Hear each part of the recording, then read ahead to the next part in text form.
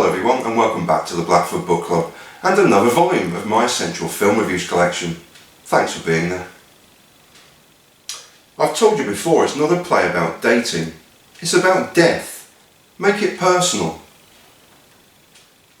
Charlie Kaufman's directorial debut is clearly many things. A labour of love for sure, and a somewhat autobiographical tale of a man desperately seeking that truly unique piece of artistic creation.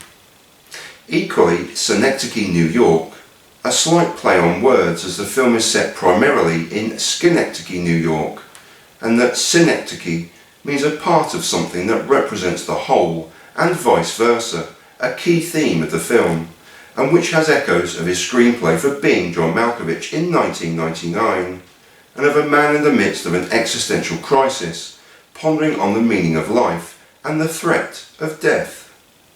The man in question is Caden Cotard, and is brilliantly portrayed by Philip Seymour Hoffman in one of his best performances ever to hit the big screen. Caden Cotard, Philip Seymour Hoffman. Before and after playing Cotard here, consider these impressive roles portrayed by Hoffman.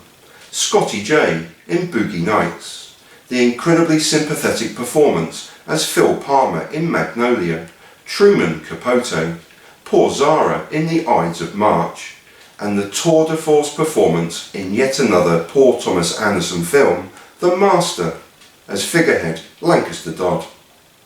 And in my humble opinion, his performance here rates amongst the very best of his unfortunately short career. One of the greatest actors of our generation, he gives everything in his portrayal of Cotard here, as the film spans 30 years of his life, from 40 years of age onward until his death. Cotard is a hypochondriac theatre director seeking to leave the legacy of his lifetime, that one true piece of unique art that he will be forever remembered by. But from the very outset of the film, we see and feel the angst within him. "I don't feel well," he proclaims early in the piece, before we see him deteriorate in skin lesions and horrific visits to the toilet. In his mind, illness is everywhere, and he's constantly at odds with life, distressed by everyday occurrences, the television, junk mail, adverts, and from a family he is becoming more and more distanced from. Clearly experiencing an existential crisis, he is melancholic, cold even, and too honest for his own good at times as he ponders the meaning of life and his mortality. Cotard is constantly surrounded by women, but never fully able to engage, always missing and wanting someone that he can't have.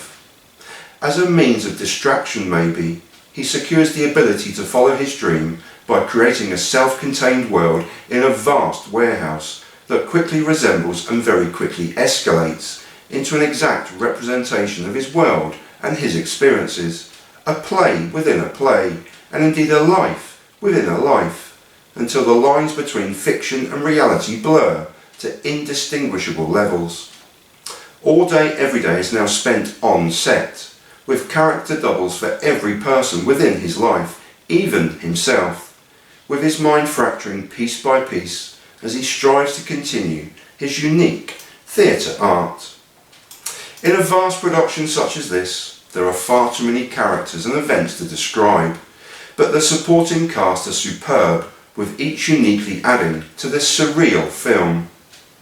Catherine Keener portrays Cotard's first wife brilliantly, aloof and distant from Cotard, and a polar opposite of his melancholic demeanour. She is a fellow artist also seeking that one unique art form opportunity, who with the help of her best friend Maria, Jennifer Jason Leigh, soon tires of Cotard and his ailments and angst, and moves to Berlin to further her artistic career. Now alone, Cotard spends significant time with perhaps the one true human being to cross his path, and with whom he would finally fall in love, but never truly have in his life. Hazel is brought to life magnificently by Samantha Morton in a sympathetic and empathetic role that truly draws you as the audience further into the film. Being a Charlie Kaufman film, naturally, Hazel lives in a burning house. "I like it, I do," proclaims Hazel on the house. but I'm really concerned about dying in the fire. The joint scenes between Hoffman and Morton are the film's true heartbeat, yet are truly heartbreaking too, as long into their twilight years, Cotard laments to Hazel, "You've been a part of me forever. I breathe your name in every exhalation." With the play continuing with no end, or indeed audience in sight, every member of Cotard's life begins to be played within this play within a play structure by jobbing actors, and this is never more striking than with Sammy Barthenham, Tom Noonan, who portrays Cotard himself. In an almost Wraith-like performance, Noonan is utterly compelling as he eerily admits, "I've been following you for 20 years," and has learned every aspect of Cotard before enacting what he's learned in real life, within the play. Are you as confused as I am? With striking parallels to Kaufman's previous writings, and with an admitted autobiographical tone, Synecdoche, New York is soaked with further parallels to Shakespeare, and a play within a play, and of course, all the world's a stage, and all the men and women merely players. But from a present-day perspective, it is perhaps more accurate to describe it as an existential exploration of the human condition, of death and decay within a fractured and schizophrenic mind trying to make sense of a world he cocoons himself away from.